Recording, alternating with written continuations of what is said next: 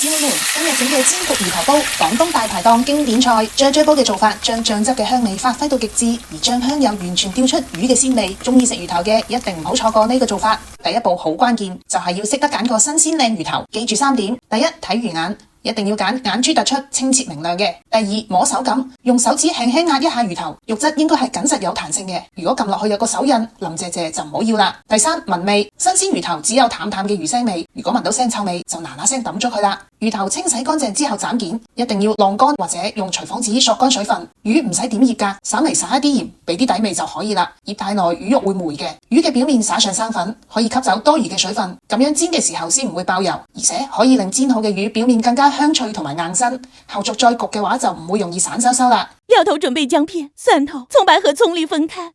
我呢次做嘅係沙茶風味，梗係唔少得沙茶醬啦。傳統嚟講，呢道菜會用柱侯醬。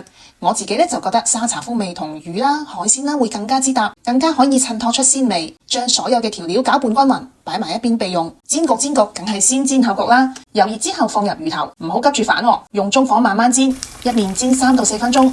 聞到香味，可以輕鬆揭起啦，再反面，將兩面都煎到金黃色。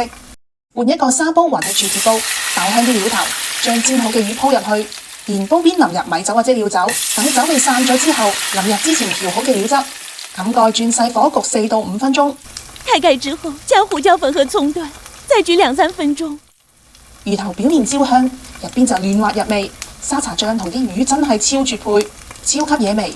呢一煲唔好話魚啦，連薑同蒜頭都食晒啊！關注我，教你做更多地道粵菜。點讚收藏，唔好走寶喎。下次見啦，拜拜。